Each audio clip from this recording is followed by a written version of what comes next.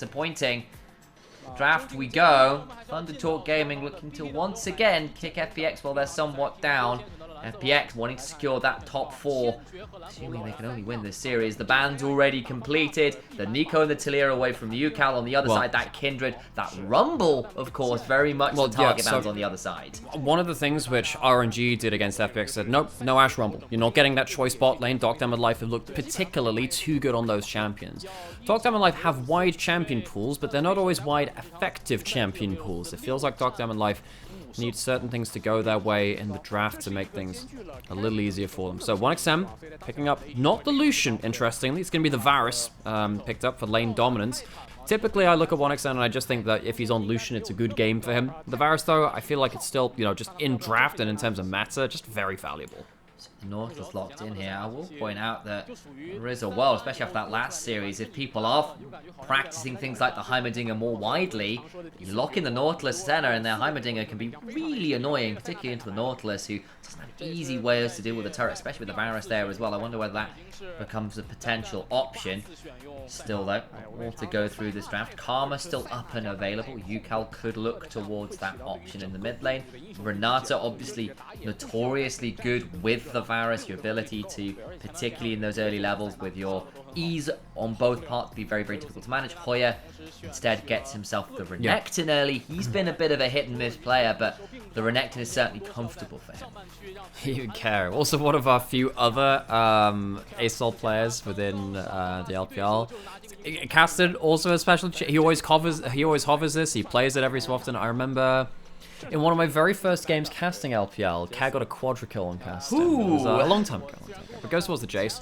Now it's likely going to be Shallow who loves his duelists in the top lane going towards that Jace. It is technically a flex between mid and top lane, but I expect this going towards top lane as a counter pick towards there. Now as we get into second round of bans, and I imagine we're going to get a lot of mages banned off the table.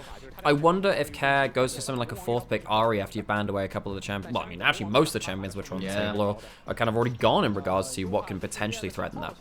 Of course, with the fact that you do have that fourth pick, you can effectively triple ban mid lane if you want by picking mid fourth. It makes UCal's life that little bit trickier. There's the Tristana as well, away from UCal, who is a big proponent of that option. Banning away some of the junks. I wonder if a Maokai ban comes out here, honestly. I know it's not a Milky Way expectation, just love those carries, but when you've locked the Jace in already, that setup, very, very difficult to manage. The Lee Sin ban away from Milky Way alongside that Kindred. I don't think that's a surprise at all. Graves being suggested. You've already potentially got pressure from something like a Jace, so this is the other angle. Get priority in lanes, use that to enable Milky Way's aggressive jungling tendencies, and it will be locked in. And it's also going to be, you know, FPX really valuing Care getting a counter matchup for Care in this mid lane matchup.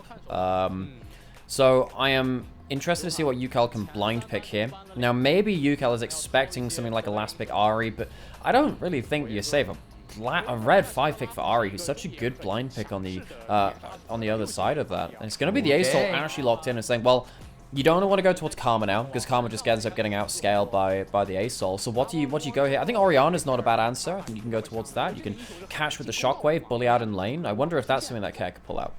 So worth pointing out that this could still be the Jace mid lane, because when the Aurelion Sol stays still to use his Q, you just accelerated Shock Blast his face, and he has a bit of a bad time. I know that was something when we first saw it was a big deal. If you want to see one of the best counter picks in the league right now, you put the Jace top lane and you go for Fizz. Fizz Fizz has an absurdly high win rate against ASOL as an individual champion. You stand still and Q, fish. That's it. Everything kind of falls apart beyond that point.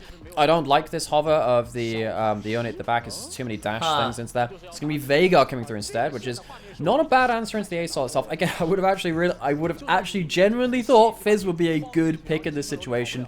Instead, the Veigar gets some zone lockdown and means that ASOL finds it kind of hard to play around that mid-range. You stand still to Q, suddenly the cage goes down, and you're in a lot of trouble.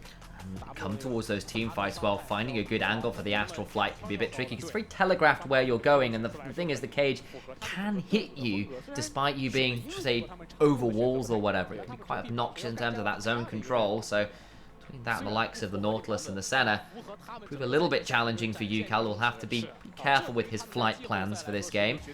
I do like the composition from FPX. Again, I like when FPX just do some different stuff. It feels like they've been a team which has largely been on the same page. So when they were on the same page with something that people aren't prepared for, you're going to typically bet the fact that they are more prepared for it than their opponents, and they'll play it out a little better. This one, I really think that Life on the Nautilus has a big amount of responsibility on him to land that first engage, which combos into stuff like the Veigar cage afterwards. That can be a big moment here. Exactly, the burst between the primordial burst from Veigar, the accelerated shock blast, the collateral damage. Someone gets hit by a cage, they likely die. If that someone is Yukal's Aurelian Soul or this Varus from 1xN, it gets very tricky. On the other side though, with the way these lanes are playing out, I kind of expect Milky Way to be playing around the priority top side, and that could potentially leave a bit more leeway for this bot lane as Varus Renata to try and get a lot of advantage out of lane. And 1xN has been one of the bright sparks across the split, certainly the most consistent player across the whole split, even if Yukal has really stepped it up as the split has gone along from being a little bit underwhelming, particularly compared to previous years' highs in summer in particular. Now they've got themselves good front-to-back team fight. They've got the Poppy for frontline and potentially knocking away some of those key members on FPX. The burst is good. They can start getting Milky Way prowling in the enemy jungle. Alongside using that Jace or Veigar for some of that priority. Oh, stacks. Difficult. Yes, early stacks for Care. Double Q hit there. Love it. He's also got the, he gets mana flow at level 1. He gets 2 Q stacks. Incredible. Great stuff. No notes. What's the Q on Veigar called again? Baleful Strike. Baleful Strike. You have Baleful Strike, you have Dark Matter, you have the Event Horizon, and then you have the Primordial Burst. And then what's the passive? Can you remember that one? That's the big one. Phenomenal Evil. Phenomenal Evil. Or at least it stacks to Phenomenal Evil. I'm trying to remember if that's the actual... Yeah, that's what I know it as. So obviously the thing about Senna's passive is not called, you know, Mists or whatever. But actually the souls themselves are called Mists. So that's what the stacks are. Indeed. Hoya will slice his way forward, and Xiaolahu just hammer forms him in the face. And of course that passive auto from changing form. Walking in level 1 here is not great. Varus Renata very, very strong. It's the Halo Blades Varus as well. Very good level 1. The thing with the Halo Blades on the Varus means that this will be poke. It's not going to be on hit, which means that the Renata is less about buffing up the auto attacks and just more being about this early lane dominance. The hook lands, but again, it's onto the Renata who just shields up with that E. So dangerous playing this 2v2. This is not a winning 2v2 for the Senna and the Nautilus.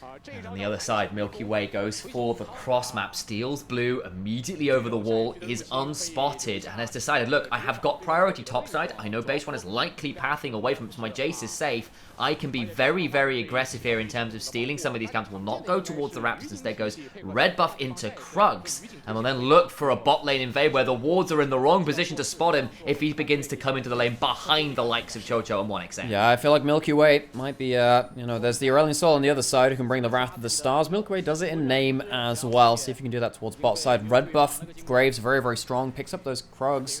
And because he spent so much time in the enemy jungle, you might not expect him being there. He's used his quick draw. He does have smoke screen. Can they get the big CC combo though? Life has flash, can look for the hook. The handshake misses and the last embrace doesn't. And that means it's a very dead Renata who can bail herself out briefly, but there's just nothing to be done. No loan available from the bank. She can't do that because she's level 2. She doesn't have level 3. She had the handshake. She had the loyalty program. She does not have the bailout. Great timing from Milky Way. Not the first time today that we've seen an early kind of Graves gang towards this bot side as Care just kind of like walks up to Yukon and goes, I've missed my cage.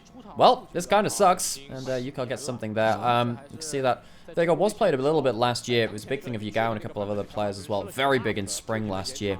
Haven't seen it so much recently though. See, but we're just looking to see whether there was an angle on invading on Milky Way. Certainly if he came to fight for this Scum Crab, but now he can maybe look to get behind Life and Dogdam. We saw this last game. It's a good hook though to deny. Life still has the flash, and they'll get out to safety for now, especially now that the curse, the Black Mist came down to prevent easy autos. Still gonna be the cleanse and the flash down. Ignite traded.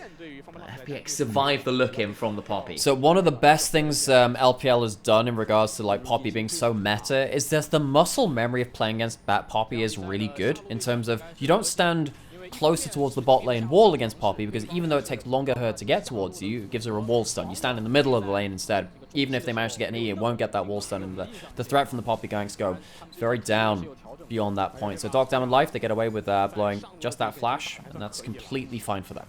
Milky Way decides, rather than completing the full clear, we'll back for the dirt, which of course improves Yep. your clear so much. Instead, we'll then run to Raptors and then down towards the Scuttle Crab, where Beishuan's already around, nicks it away, so Milky Way won't be able to claim that. So it's still a double scuttle from Beishuan. Of course, the value of the scuttles, not as high as they once were. With Ward cleared out. With Beitron going for the double longsword first back as well, as opposed to Ruby Crystals going towards a Balmy Cinder, this means that we're likely seeing something like the Eclipse Sundered Sky. That's a nice little Sundered Sky first, maybe as well. We've seen a little bit of as well. Yeah, I've seen a bit of that. I mean, typically if you're going like towards the tank / off tank, you tend to go towards the Balmies first, and you just skip Sundered Sky altogether. We really saw from, I think it was Meteor first. I'm trying to remember who played it the other day as well. There was a game yesterday of it, which I remember commenting on as well. We'll see potentially Beitron also being a bit more of a bursty threat towards that front side. Either way, though, with that early Dirk, decides, well, I know this Poppy is clearing towards the bot side. It's just nicked that Scuttle Crab, so I'm just going to clear out these grubs while I've got the opportunity. We'll do just that, I think, and then probably look towards his Krugs, and I think possibly a respawn of the Raptors as well, actually, looking at the timers. Needs to be a little bit aware. Doesn't have a smite right now, so this could He's just be going to a have to flash. He's going to have to flash. Yeah. Away.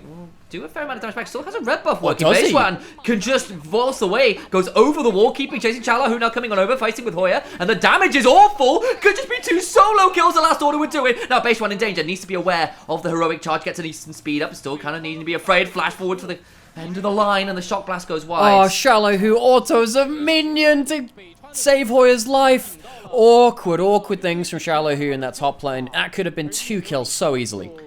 The quick draw, actually. The flash, of course, used to get over the wall. We'll note that Care had the flash in the mid lane as well, so action across the map. FPX get away with it a little bit, and actually maybe that's better said for Beishuan, who used a lot of his abilities to get on top of the Scuttle Crab, the Void Grub, I apologise. Yeah. Had to find their way how to dodge real fast. Yeah, and you'd think walking in there with double longswords, Beishuan would have had a really good ability to potentially shut down Milky Way at that half HP, but the Fleet Footwork, the red buff as well, extra damage coming through. You see a replay of what happened in this mid lane as well. I think basically Care was looking towards a topside fight. It's a flash out of the ult. That makes a lot of sense. Yukal doing a lot better in lane than Yurkai was in the previous game on this champion. Now into the mid game, of course, it becomes a lot harder to play the ASOL versus the Veigar CC. Just that cage means it's much harder for you to find that space to just kind of, again, as you say, choose your right flight paths. Yeah, exactly, and getting hit by the cage becomes less of an annoyance and more like a threat of imminent death as well once some of that AP begins to stack on 3. Like a lost chapter item first here as well. From Care, I know there has been some debate about what you can buy. Things like the Shirelias first as well. We can be like a 500 move speed Veigar can be really, really silly and very obnoxious to deal with in certain comps. I mean, as far as I'm aware, basically all Veigar mains are going for Seraphs into Death Cap. It's just such a powerful combo where once you get towards that 2-item spike, you get a lot of different stacks. You can see that Care's actually switched over to the Ignite as well from the Spellbook, because that's a different thing. But basically, the item build, typically Seraphs into Death Cap is the big thing. Particularly since you're sole AP on this team, there's not really going to be any magic resistance on the other side. We don't see any Merc Treads right now. I don't think we're going to. Maybe we'll carry right between a Jace Graves and Senna. I know they're obviously all a little bit weird. They're all casted in their own way. You kind of almost have to go for steel caps. Also, Merc Treads aren't great versus Nautilus. It doesn't affect the Q because that's a displacement. It doesn't affect the ult because that's a displacement. It does affect the passive, but it's not necessarily the most valuable. So yeah, you're probably looking for what? Mikhail's first item on Chocho instead. That's probably what you're looking towards, which is like your get out of jail free card for once. But then obviously Care, if you go towards Death Cap second, huge damage on this champion. Very difficult. Beishuan taking the opportunity to invade, getting to level 6 here. Could put Shallow in a difficult position with everyone roaming up here. There's no one available to save him. Care's got a teleport. This looks like a very dead Jace to me. Milky Way is roaming. I just don't think he's going to get here in time. He doesn't have a flash. You can't get out with a lot of your abilities. Here comes the ult. Ooh, the skies come falling down. And Yukal helps claim a kill there as Jace put to a very swift and early grave. Yukal is so good at getting out of his lane on stuff with these kind of map-moving champions, whether it's the Talia or in this case, the Aurelion Sol. Yukal gets out, and importantly here as well, gets a lot of stacks from hitting that ult onto a target as well. It's 25 stacks for hitting your ult. Sometimes it's actually just worth as the ASOL, just saying, look, I'm not going to have my Skies to end for a bit. May as well just use the base ultimate for a big roaming play. He's doing really well at surviving this laning phase, getting out onto the map, and potentially getting some gold on the board for TT in important moments. It's a couple plates, that's a big wave. Jace had been winning that lane pretty hard, now actually ends up losing CS and all of that value. It was a big wave that ended up crashing on in, so great news there for Thunder Talk that keeps the gold actually back into their favor after that one. Of course, Grub's about to respawn. Milky Way is around and would likely like to start those one up. Of course, when you are running with the comp you are, your siege is really obnoxious with the likes of a Veigar, Senna, with the Jace doing a lot of damage to turrets in a side lane, so those Grubs really help there. Yeah, they really do. That siege is going to be so obnoxious later. Just so obnoxious. So, now we've got TT potentially looking to get themselves out of dodge. Don't walk into the cage. Shoto taking some damage. Cage is down. Utilize it. Flash over the wall for the cleanse from Doctam after the Chains of Corruption land. They're going to blow up the Veigar immediately. Shallow now in a dangerous position. The Dawning Shadow comes through, but it's too little too late. The damage back is pretty good as the collateral damage comes flying across. The handshake onto life is pretty good. Hoya now trying to back away. It becomes a 1-4-2. The problem is that the turnaround damage and the consistent DPS from double AD carries is still pretty scary from FPX. So Thunder Talk can't really sit around to claim any bigger prizes. And the teleport back to the lane means TT have to back away regardless. Yeah, Doctam and Milky Way's turnaround was absolutely absurd there for a second. You can see how much damage this can do if TT walk into kind of like the active damage range of these big burst AD carries or AD threats on the other side. So, FPX, they are going to walk away with 5 grubs. That's going to be a might buff for them. Important stuff. So, teleport back in. We are continuing to fight, folks. Yukal is here. I don't know how much he's going to be able to do here without the Sky. Zed cares in a dangerous position now. Remember, they've not got any flash. Has thrown out the Pro Metal Burst. No! But now Lime's in a difficult position. Could look to get over the wall, but he cannot. So they will claim 1. But that was an unfortunate keeper's verdict. Especially since Yukal has his ult as well. No, it's not Disguise Descent, but just hitting the center of it could have been such a big moment. Miscommunication, we'll call it, from TT. They still walk away with a couple of kills. They still walk away with 2-0-2 Yukal onto this Assault. The cage once again missing. This is like the 3rd time we have seen Care not position his cage well and not just get the free stun onto Yukal. This Assault is getting a lot of work done to the point where he's gone for Pen Boots instead of Merc Treads and just saying, I don't care for the CC reduction. We'll see what happens if I can just outplay it. Gets the cleanse out. Renataril afterwards puts FPX into a very bad state at the start of this. Yukal Shallow who going down very, very quickly. But even through that, just look at the turnaround beyond that point. So nasty. Milky Way with 2 kills can still be a real threat. The problem is you look into the mid lane, that's 2-0-2 on a very happily farming Aurelion Sol, who's got themselves a Dark Seal and a Initialise nice and early. And as you said, it is the Pen Boots for a little bit more oomph. Very, very difficult to manage indeed. And Hoya, a player who has been much maligned, I think, for Thunder Talk, has not been a very consistent player. 2-0 in this game. Yes, that's off some really good ganks and the like, particularly towards that top lane. But it is good to see from a player that has often been a bit underwhelming, having a good game here against FPX, who are normally significantly further up in the standing than them. TT, they're a team which, sadly for them, they look better than their series score would suggest. I think that particularly, you know, you look at Yukal, 1xN, even Beitron is on his day as well. They have some real power points to play around on this roster. And Hoya, comfort champion, this Renekton, feels like he's like gained a lot from this change coming through. It's just come too late. This team could have been so much more, but we've kind of been saying that for a while now. We said that most of last year. They made it through to spring playoffs, so that I think it was their first playoffs for TT as an organization. Summer they couldn't reprise that. It was very, very sad for them. They ended up going out pretty much in the last series of the split. Even them, sadly, come to another very similar situation. Very challenging to manage, that's for sure.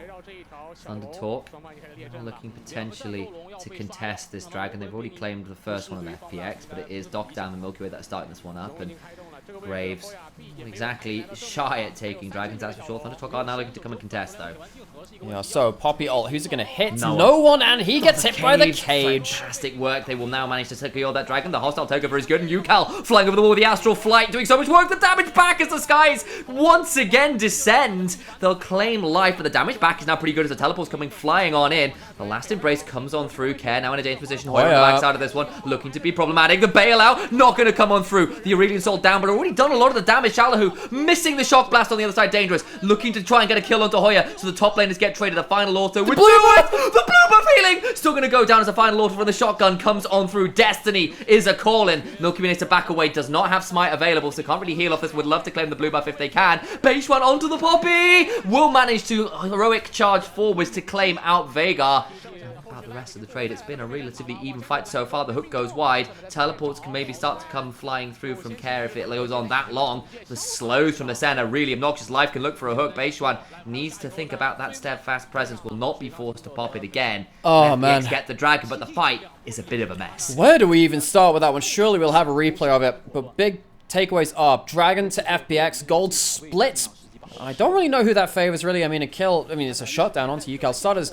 Beichuan misses his ult, does not end up getting into the smite either, and gets stopped by the cage. That's kind of matched by a misplay, though, from Life. He doesn't get that hook onto an important target. It's hit by the grounded from Beichuan as well.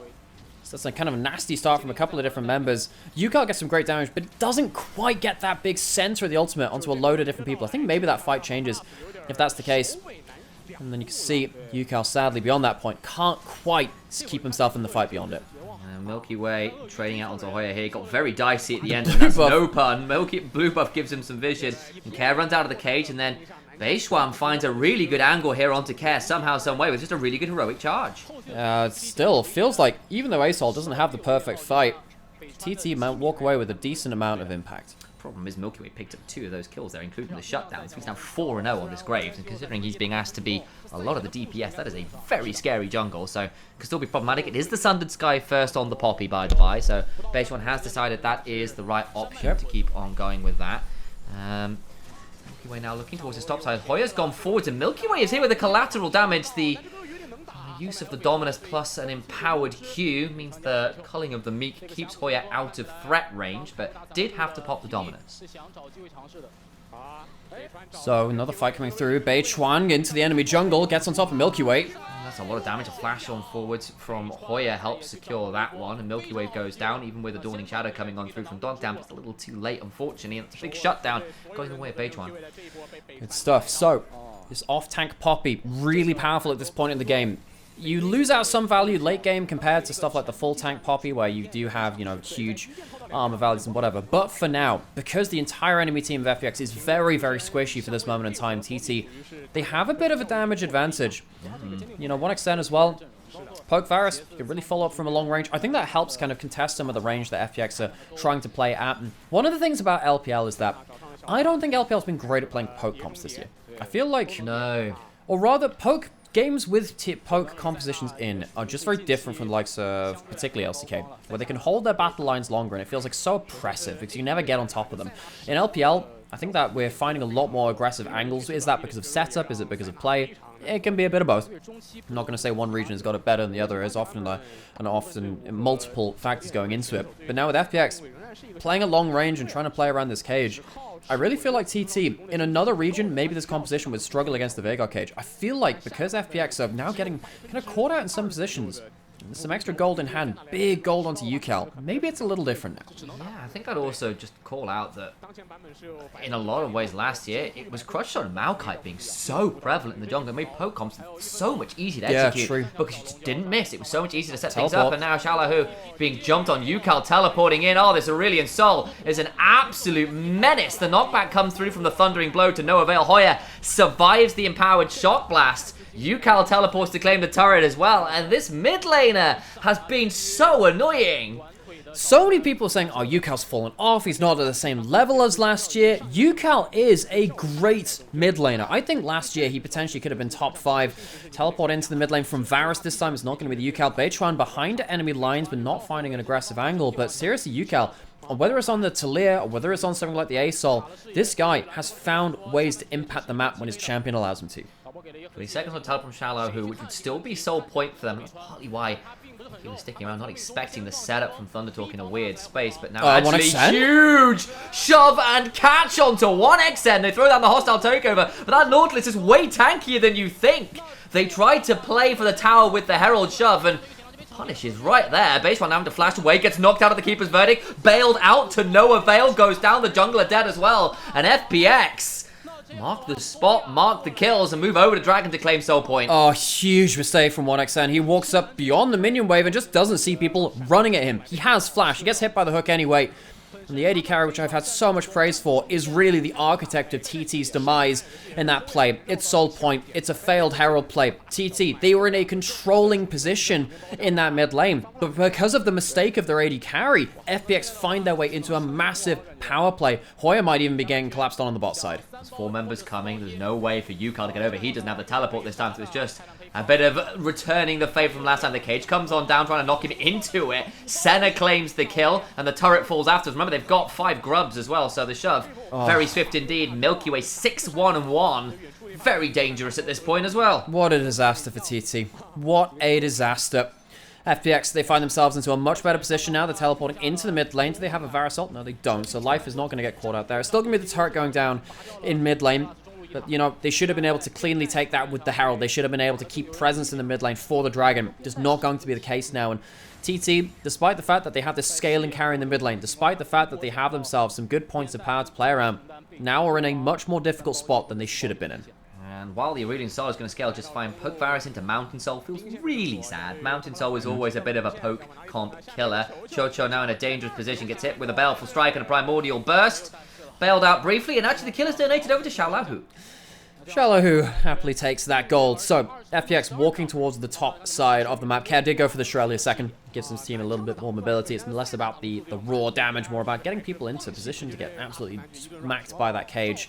And now FPX, vision control over the top side. They don't have high Baron speed, it must be said. They, well, it's okay because they have the Graves in there as well, but it's not as the best Baron take. Varus ult misses. That's pretty huge. The last embrace on the side also goes a bit wild. The skies are able to be descended. I don't think we're going to need to chicken little this one quite yet. Hold on for a moment or two. Baron might be the opportunity for Yukal to pull that big ticket ultimate. And FPX, you see that they're kind of leery to go towards this Baron. I don't think they necessarily want to go in towards the Ace Soul, being able to just fly at them. That is a huge mistake for Page 1. This is, by the way, this is after the mistake which was made by 1xN, where he just walks up and gets caught with a hook with his flash up and avail back into the mid lane. That was Life making a mistake. Oh, just about fine. Of course, he is tankier than you expect because it's a farming Nautilus. It means he gets out safely despite a whole host of abilities going into his face. Xiaolahu taking the opportunity to shove into this turret will need to back away before the likes of Yukal could Astral Flight to their face. Still hanging around just now to see what happens with the various members, trying to play that push and pull of the lane as astutely as you can. Very important on Jace at this point in the game as well, because you do a lot of damage, you're still very squishy. I think if it goes very, very late, I think Yukal can find himself into a build which can be very, very impactful. I'm surprised he went for the Morello. I don't see the value in that. Not much healing as Kara is caught massively out. Oh, huge amount of damage. That's the Seraph's popped. Stays alive, but ouch. Of course, I suppose part of it is you have got yourself Senna, I suppose, a fair amount of healing. But that's about it. Maybe some rune stuff to get a replay as to what happened in mid lane. They tried to find the catch on Life. Bone to try and get a hold of him, and he doesn't die, so good for him on getting out. I suppose maybe Yukal also just values the flat pen on it. That could be a valuable too. I mean, I think Leandries, even though there aren't that many HP stacks on the other side, it's just valuable. It's just such a good item on him. It allows him to get so much extra tick damage into places which you don't expect to. I think late game, if he gets himself something like a Banshees to fly a bit more aggressively at the enemy team, that could potentially help him a lot. I don't think Zhonya's is that helpful versus Veigar because he just gets another cage versus you. Anyway, see a hook landing onto Chocho. That's a big one, and especially if he goes down, we'll try and get bailed out. Does so. They've not managed to bail him out actually until just now because Life dies to the skies come crashing down on his face. Milky Way can't stand up to that one. What are you going to do against the guy who made the heavens in the first place? It's Life that doesn't find a way. Thundertalk find themselves the man advantage. Problem is that's the skies descending before what would be a soul fight. You know, I pitched a segment to the LEC once, which was actually just Jeff Goldberg. Goldborg, rather. Jeff Goldborg, and his life finds a way. Anyway, quick things about Jurassic Park aside, but that would have been funny at some point. But still, Life had a difficult game. Again, you're really starting to see the value of taking away that Rumble. Yukal going for the 1v1. He won't have another Astral Path. So flash for flash. Yukal having to flash away from the skies. Again, a little ironic against the Aurelion Soul. But what I'll note is they burned that big ticket ultimate from the Aurelion Soul a minute before Soul. Yes, you got a kill onto the Nautilus, and that's nice. But I don't know how much value that really gives you. It didn't get you a turret. It didn't get you Baron. And it's not going to be available for what would be a Soul fight. I think FPX in some ways are kind of happy UCal pulled the trigger as freely as he did. So, FPX managing to survive on that top side at least. Dragon coming up in 15 seconds. No big ultimate for UCal. That's a pretty huge moment here. It feels like FPX, they've got themselves into river. They have themselves range advantage. This Jace is in a real point of power. There are a couple wards behind the likes of FPX in their own jungle, but Hoya now in a dangerous position, actually being run at by Dogdam, who slices away just about to safety as base one. Continue to try and find an angle into this. Can get over. Does have the keep, but doesn't have the keeper's verdict. I apologize. So needs to be a little bit afraid. While their Senna's got the beast and chunk, and now base one getting jumped on by Milky Way. Just don't. That's the problem. Is Milky Way is charging to a wall. Now the damage on the other side is massive. The Dawning Shadow comes across. Hoya just about alive. Will let to pop the Dominus. The kill back onto life. Now the damage on the base one. Just get the knock into the wall, but he's still going to go down, flashing over the wall. So maybe he doesn't. Ooh, the sky says, oh sorry, it doesn't matter right now. The heavens fall. Does a fair amount of work as the dragon goes down. Is secured. That's Mountain Soul for FPX. Get to back away. UCal will start to Astral Flight away, but there's still the man advantage right now for Thunder Talk. There's no teleport available for life until 18 seconds when he respawns, and they are being corralled away from their own side of the map. Flash across from Hoya, who does get exhausted. Care staying alive. That is a pretty big deal. Reminder, the health bars from Thunder Talk so low, they need to think about backing away. So, Mountain Soul for FPX, big victory for them. TT, despite the fact that they have, again, this godly powerful UCal, what can they do with it? Teleport in, it's life, he has flash, it's probably one kill, I don't think they get more than that. You get that one, but that with the health bars also low, I think that FPX can just run over the Baron. I think they can. I mean, do you have teleports on the other side? And Chocho dies from a shock blast. 2 dead. It's not even going to be just Baron going over. It's mid lane out of turret. It's going to be Baron after that point. And despite the fact that TT have, at points in this game, had real points of power, they have just misplayed the big fights around mid lane and going in towards the Dragon Pit. Dragon going down, Beitron has his ult, he might be able to spin it up and knock someone away, but he's stunned by the cage on the edge of it and goes down. Dead to right, still no access to that Sky's Descent, still just a falling star, it's not even off cooldown yet. Care is low, so could potentially fall down here. FPX still on this Baron, there's still no Beitron, so it's 1xN and UCal against the world, and that is a scary pair, don't get me wrong. It's too little, it's too late. Dogtown now running away. The Singularity comes through, but they're not going to be able to stop any of the resets as yet. I wonder if UCal can get his ult. He's not going to quite be able to dodge out in the W from Dogtown. I really think what UCal's been good at is stopping his flight early to not just give free skill shots onto himself, but it does mean that he's just found it hard to get into the right positions. He's gone towards Leandries now. I wonder whether he should have gone towards something like a Banshees. Even though, you know, the magic resist isn't that valuable, I feel like just being able to shrug off the first skill allows him to go deeper into enemy lines and get himself good damage. Care almost on his way to Death Cap on the other side. FPX, it feels like they've overcome the hardest part of the game. They've got themselves to Soul. They have huge items coming through, and you can see after the end of this point, you know, TT, they struggle to get themselves into River. They just about managed to do so, but not without taking huge damage. And that sets up for the long-range pickoffs like this. This one's blind. It's a bit of style points. Shallow who walks away with a kill.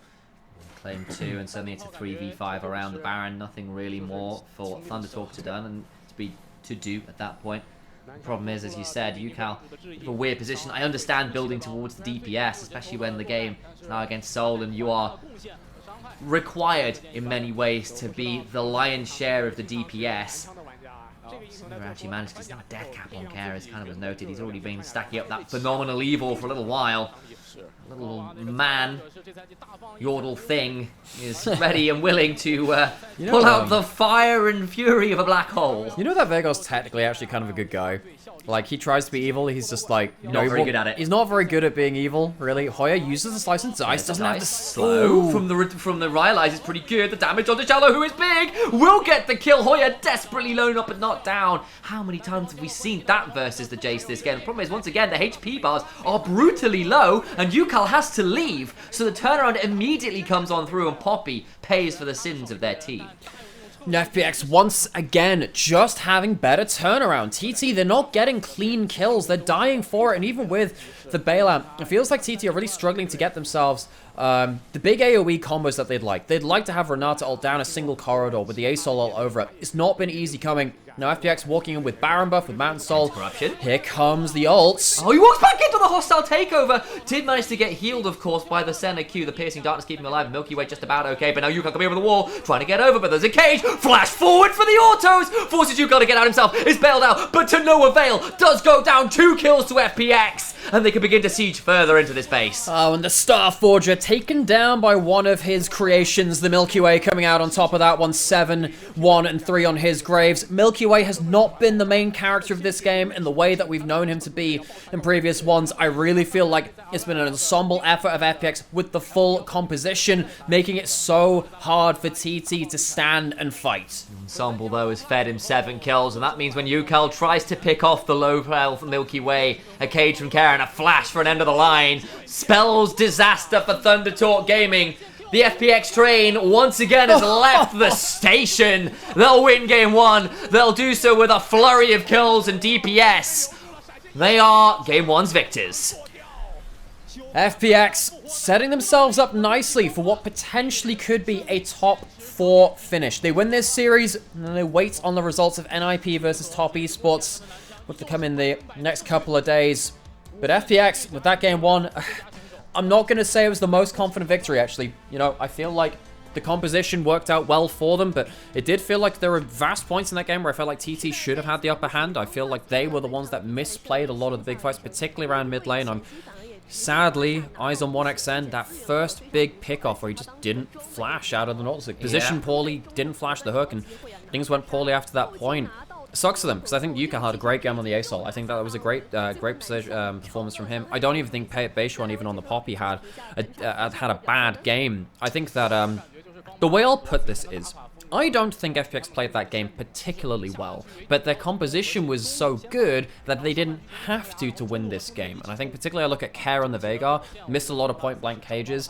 It wasn't necessarily being the threatening Veigar that we know can be a case. We haven't seen it for a little while, but those who remember last year will be there. You know, I do check in on Veigar V2's Twitter. I know what he thinks about the champion too.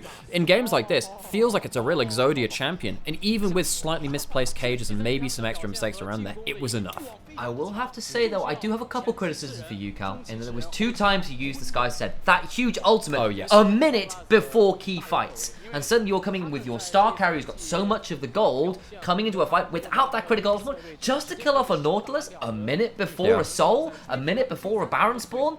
That's not good cooldown management. Yeah, there's something to that. Now, I think the initial instinct of take away the engaging threat, big point there. Shallow who walked away most damage, not surprising given that's a Jason. It's strange to think about this game. How do you really wrap this up in a tight conclusion? Obviously, FPX walk away the better team. I'm worried about Life on the Nautilus. I think that Life away from the Rumble has looked mortal. I like seeing him on more magey kind of supports and stuff with long range, more safe engage. Stuff like the Rumble's been great. I don't mind his Ashe as well. Docdown plays a good Ashe too, so you know it's a good flex pick between the two of them. Care, it's good, it's fair enough. I think that Yukal was the better mid laner in terms of actual mechanical execution, but I think that you know, just the pick of that Veigar as last pick came out to great value, and it's something to say that the ASOL as a blind pick worked, but the fact that the compositional advantage that the Veigar granted them was very, very, very much felt as well.